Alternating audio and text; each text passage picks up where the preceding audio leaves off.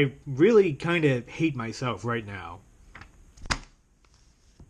So I feel like dirty for having bought this book because it's like I'm part of the problem. I have given Marvel money for something that I knew was going to make me angry, for something that I knew that I was going to hate, and for something that I know that in their back offices and in their private Twitter back channels and stuff like that, I know that they really love that people like me get offended by stuff like this. And it really kind of annoys me that I'm like contributing to the problem, but I had to know because I have fond memories of Thor 600, which was J. Michael Straczynski and Olivier Coipel, and I remember really liking it. I remember thinking that it was one of the best single issues of that run, which itself was a really good run. I felt like I had to know. I felt like if it would always sort of like bug me if I didn't know. So this thing cost $6. You look at this cover here, and you'll notice, I don't know how well this is going to come through in the GoPro, but you'll notice that it's already smudging. And the frustrating thing about this is that it's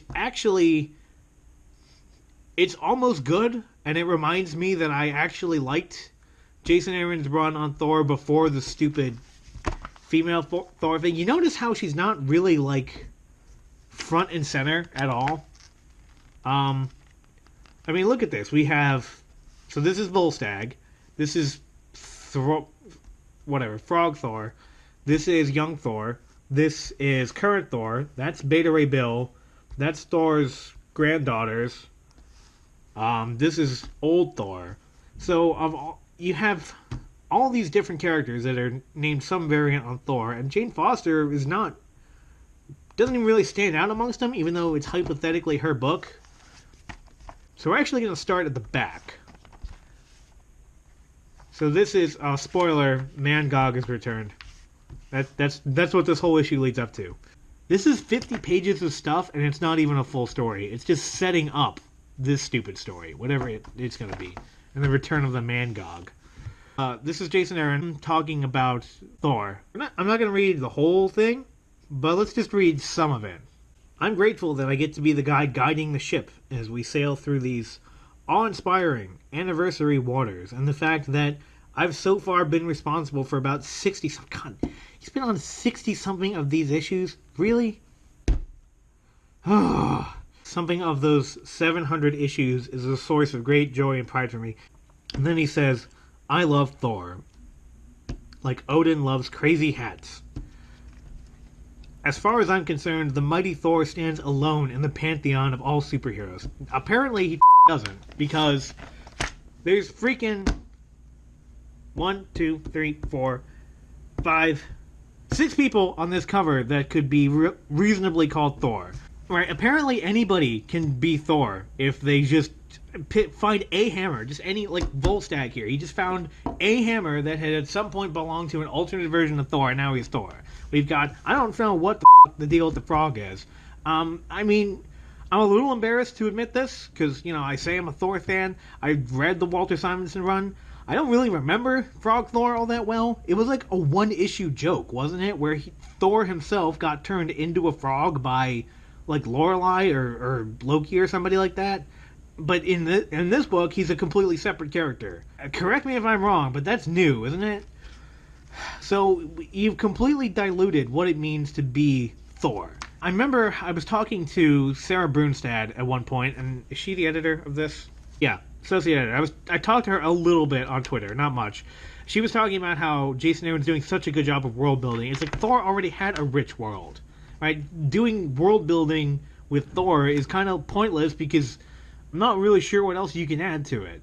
I don't care about world building. I care about the kinds of adventures that he can have. Because Thor can have like really crazy off-the-wall adventures despite how powerful he is. I've read a couple issues with stupid Jane Foster as Thor now, and I've hated her in every single one of them. Even if I found other things about the issue to like. And there were things about this issue that I did kind of like. I hated her. We'll see why later, but I hated her. Actually, we can see right now. So this is in every Legacy #1 book, they're giving the backstory to the characters. Which it's like, if you don't know the backstory by issue 700, I don't know what to tell you. This issue is not friendly to new readers. If this is like your jumping on point for the current Jason Aaron run on Thor, it's not at all user friendly. I had no clue what was going on half the time. One really annoying thing that he's done, Mjolnir has like a personality now.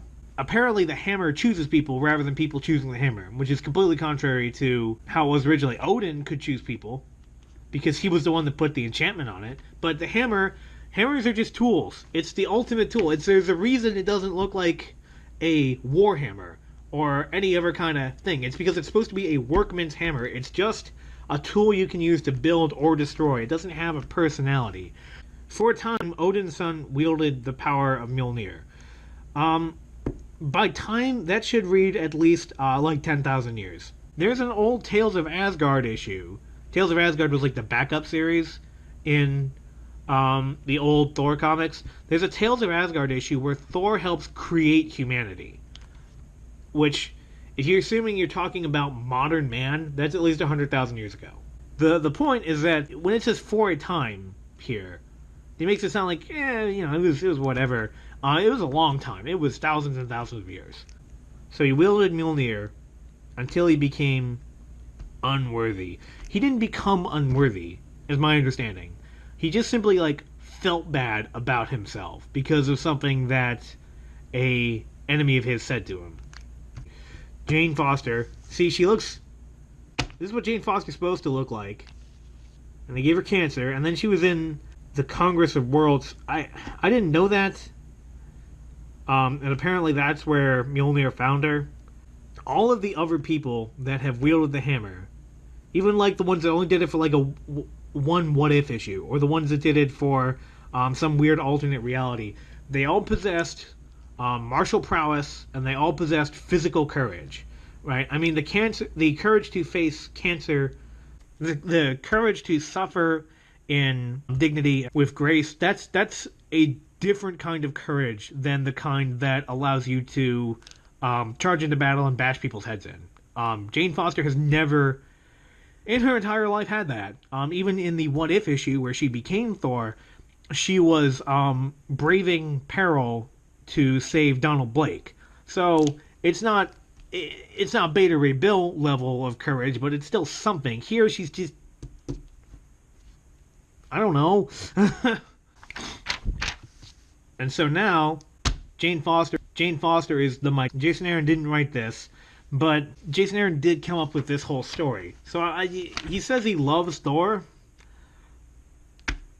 I think he likes the idea of Thor. I think he likes the world of Thor. I don't think that he likes, or particularly, understands or cares about the actual character of Thor. I think he probably thinks it's kind of boring or basic. So he felt the need to change it up by replacing him with somebody who was even more bland and even more uninteresting. So, in terms of the actual story, to the extent that there is a story, because really, realistically, it's just setting things up. You probably could have done something very similar in only 30 pages, and they chose to do it in 50. Parts of it are good, though, which is almost more frustrating. So, it opens up, and it's so cruel how this opens up. Are you ready for this? Are you sure you're ready? Because I'm not sure you are. I think that you may end up weeping when you see the first page of this after the recap. Okay, you ready? Bam. This is Walter Simonson Thor. Walter Simonson is the third most important person who ever worked on Thor. The first two in this order were Jack Kirby and Stan Lee. This is the guy who, in a lot of ways, made the modern day Thor, or at least the way that most people nowadays conceive of Thor. I mean, just look at how bright and shining and happy he is, but also how powerful, how optimistic, how hopeful. This is the good Thor. You're never going to see this guy again in the rest of the issue, and probably ever in all of history. You're going to just have to go back, buy the old Walt Simonson trade paperbacks, and just read those over and over again, because I'm pretty sure that you're never gonna see it again. So here's the next page. Oh, he just looks so sad. He just looks like so dopey, and it turns out he lost his arm, and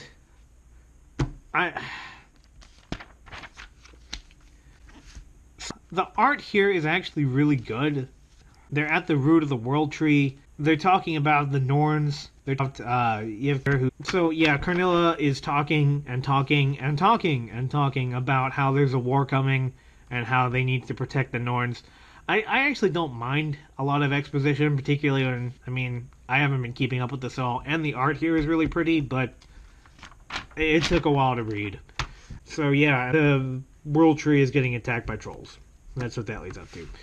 So then we see our alleged heroine, our alleged protagonist, who all of the drama in this comic comes from the real Thor, who's never called Thor, because Jason Aaron loves Thor so much that he completely stripped away this guy's identity and just spread it all around to anybody who wanted it. But all of the drama comes from Thor and from, where is he? From Volstagg in this issue.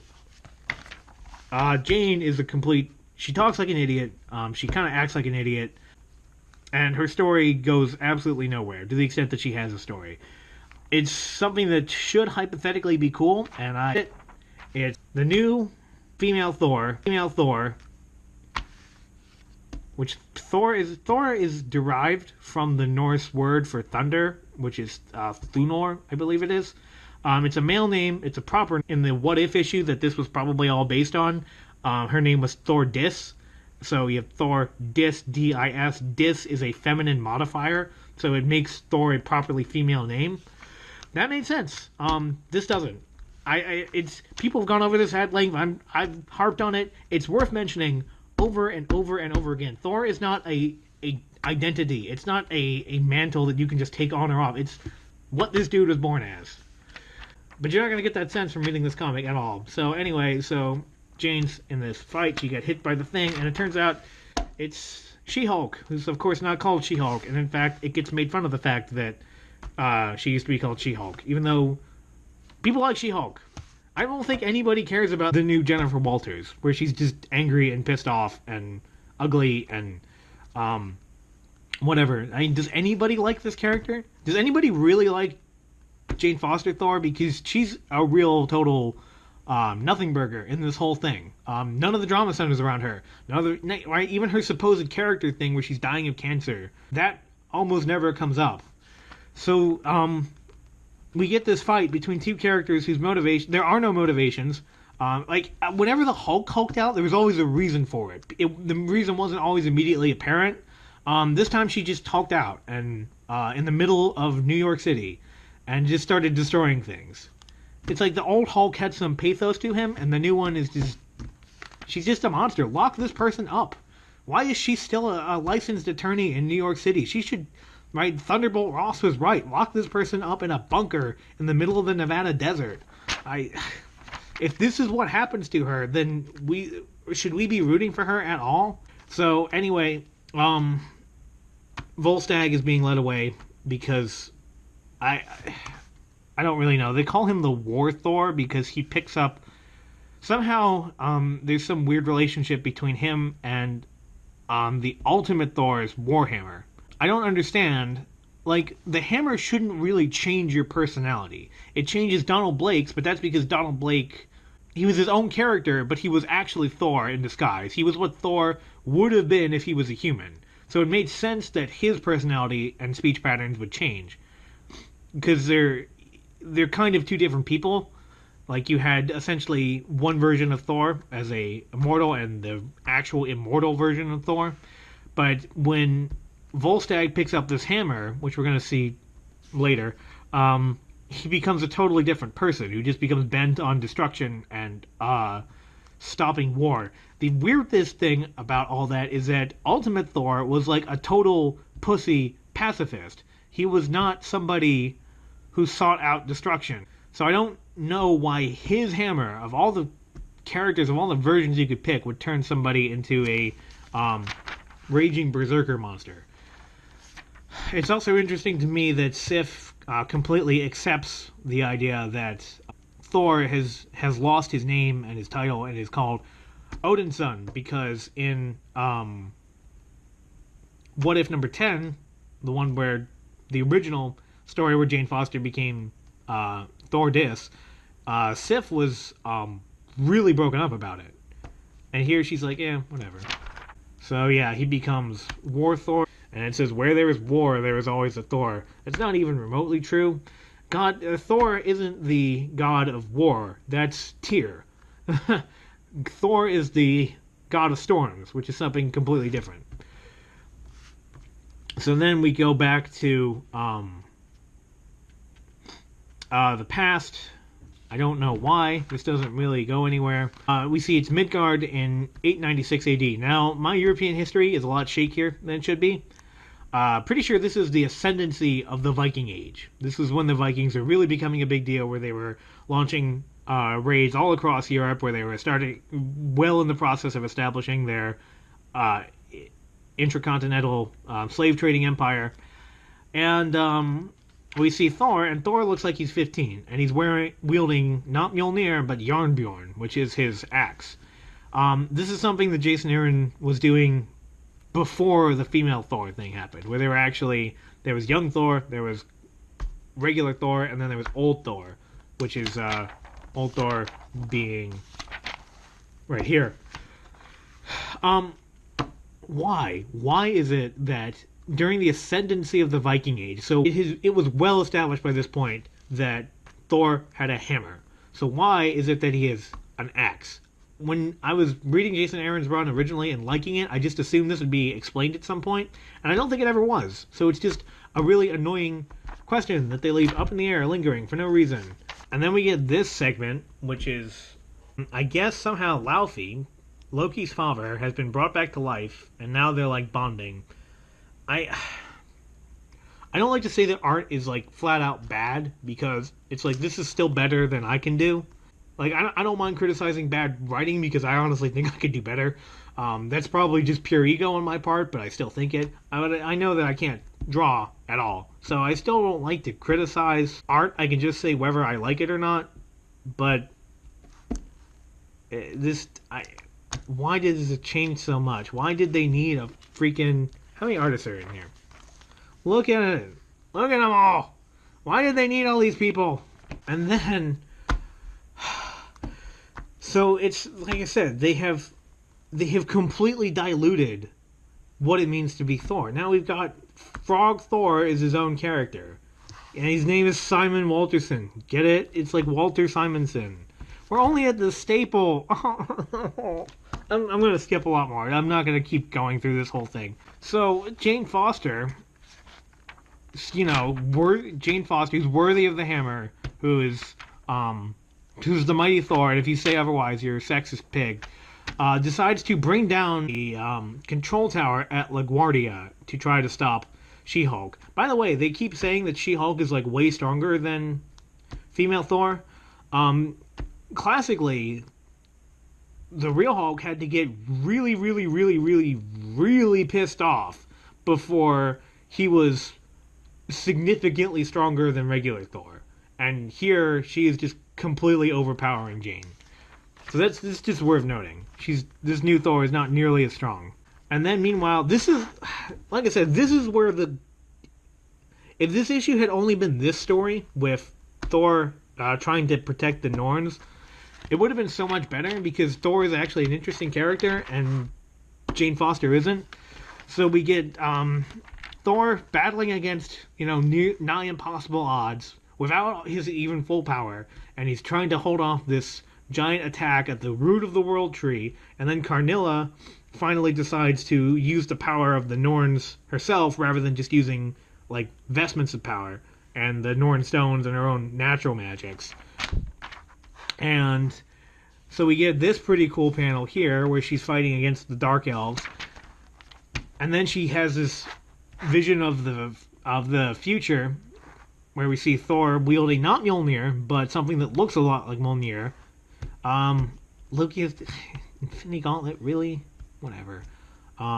She dead. Hopefully this happens. I want her to die. I want her to die really badly. Mangog, Valkyrie, Namor? Whatever. And then stupid Jane Foster. who's the like framing device for the whole thing. And she says, for all the Thors. It's like, Thor is not a freaking identity. It's the guy's freaking name. And then so Thor is actually like still being awesome. And then stupid frog Thor. Carnilla dies, which really sucked for her because she saw it happening just before it happened. So she really kind of died twice. See Malekith planning war. And then Jennifer Walters just gets off scot-free despite having destroyed a significant percentage of New York City. And finally, stupid Jane Foster Thor. So she just destroyed a city, and she failed to apprehend Hulk. It's talking about how awesome Jane Foster Thor is. It's like she's done nothing. She has done nothing to show that she's worthy of the hammer. It's like Thor was freaking single-handedly. Where is it? It's like Thor is freaking single-handedly almost holding off a combined attack by dark elves and trolls, and she can't even handle She-Hulk in the middle of downtown Manhattan.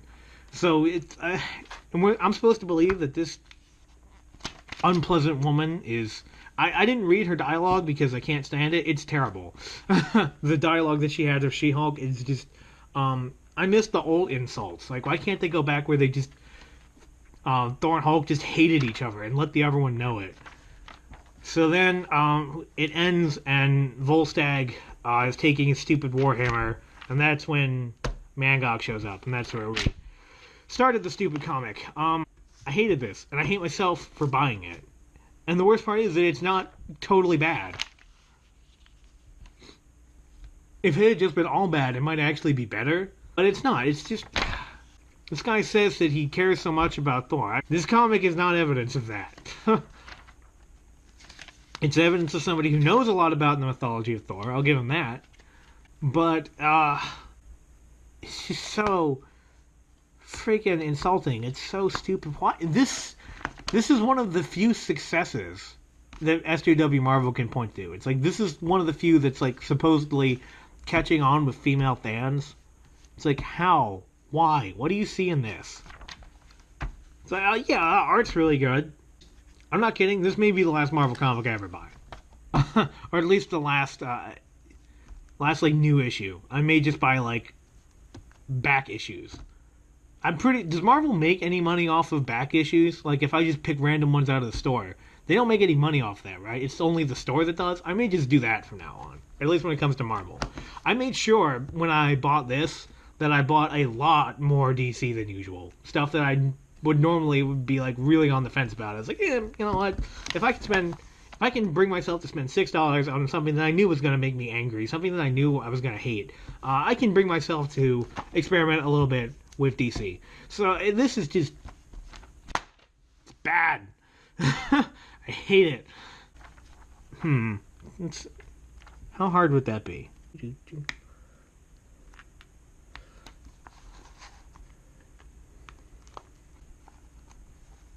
Being very, very careful. I've never done this to a comic before.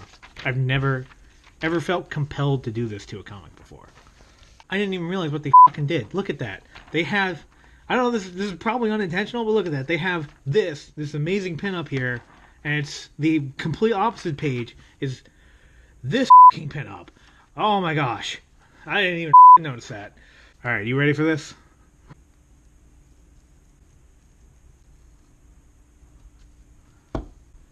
Oh, damn it.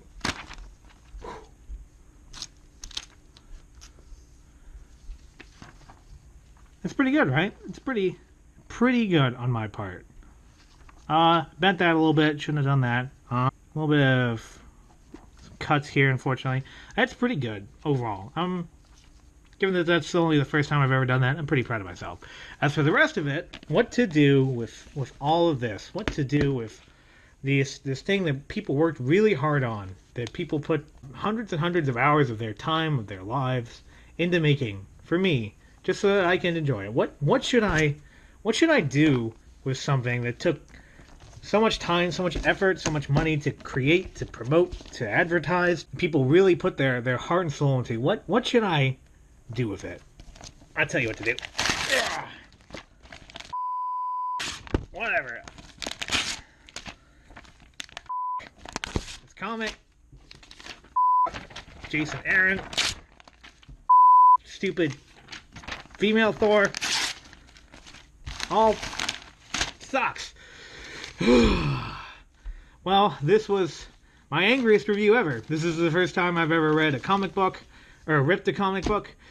This is a first for me. Tell me what you thought of it. Tell me if you felt the same way. Tell me if you care. Tell me if you like this series. Tell me if you do. Why? What do you see in it that I freaking don't? In any case, let me get that image there. In any case, this is Unranked Chevron signing off.